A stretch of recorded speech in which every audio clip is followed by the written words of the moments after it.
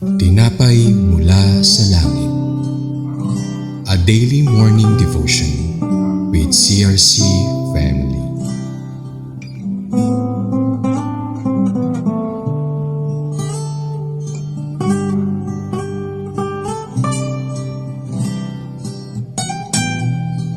Mapagpalang umaga po sa lahat at sa mga sumusubaybay sa programang Tinapay mula sa Langit, ang pang-araw-araw nating devotion mula sa salita ng Diyos. Ako nga po pala si Sis Judith Cas ng CRC Tanay. Bago ko po basahin ang mensahe, tayo po muna ay manalangin. Ama namin sa langit, salamat po sa umagang ito. Ako po ay lumalapit sa iyo na bigyan mo ako ng kakayanan na maibahagi ang iyong banal na salita. At bigyan mo po kami ng pangunawa kung ano ang nais mong iparating sa amin sa pangalan ni Jesus. Amen. At ang akin pong ibabahagi ngayon ay matatagpuan sa mga Hukom, chapter 1 verse 12 hanggang 15. At ito po ay may pamagat na conquest and reward. Hukom chapter 1 verse 12, at sinabi ni Caleb, ang sinumang sumalakay at sumakop sa Kera, Sefer ay ibibigay ko sa kaniya si Aksa na aking anak na babae upang maging asawa. 13, at sinakop ito ni Otniel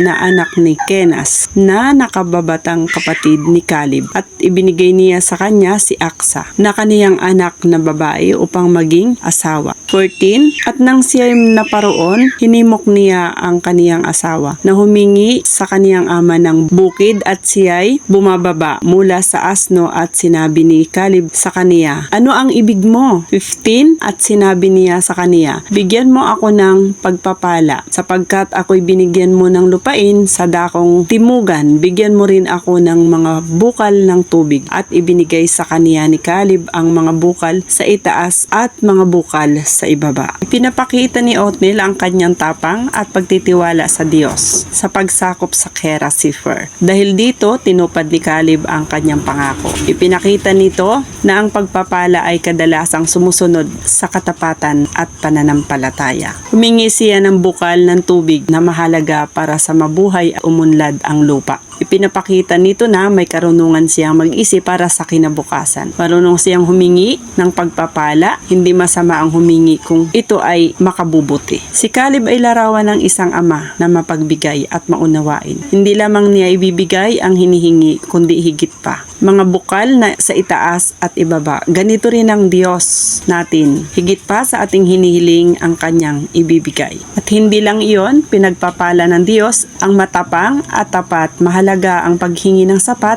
na biyaya. Hindi lang ang panlabas na pagpapala. Ang Diyos ay mapagbigay sa kanyang mga anak. Masdan ninyo kung paanong ang Panginoon ay nagbibigay ng sagana sa mga humihingi ng may pananampalataya. Ayon po sa kwento ni Asna, ni Caleb at Otniel, ay larawan po ito ng pagpapaalala sa atin ng Panginoon na ang kanyang pagpapala ay sapat at hindi tayo nagkukulang. Ang halimbawa na bukal na mula sa itaas at sa ibaba, yun ay pagpapakita sa atin ng Panginoon na kahit man saan tayo pumunta at napapaligiran tayo ng kanyang pagpapala. Hindi po tayo magkukulang sa pangako sa atin ng Panginoon. Ang pangako sa kwento ay katulad ng pangako sa atin ng Panginoon na hindi siya nagkukulang, bagkus ang kanyang mga pangako ay tinutupad niya ayon sa kanyang kalooban. Tayo po ay manalangin. Aming mapagmahal na Ama, maraming salamat po sa iyong salita na nagtuturo sa amin ng pagtitiwala, magpakatatag sa pananampalataya. Tulad po ni Otniel, turuan mo po kami maging matapang at masunurin sa iyong kalooban. Tulad din po ni Aksa, bigyan mo po kami ng karunungan na humingi hindi lamang sa lupain kundi sa mga bukal ng tubig, ang mga biyayang nagbibigay buhay at magpapanatili sa aming pananampalataya. Panginoon, hinihiling namin ang iyong pagpapala sa aming buhay, pagpapalang espiritual, pisikal at emosyonal. Ibigay mo po sa amin ang mga bukal sa itaas at sa ibaba. Ang lahat pong ito ay dinadalangin namin sa pangalan ni Jesus. Amen. Maraming salamat po sa inyong pakikinig sa programang Tinapay mula sa Langit. Maaari niyo pong i-share ang video na ito upang kayo rin ay maging pagpapala sa iba. Pagpalain po tayong lahat ng ating Panginoong Jesus. Magandang umaga po.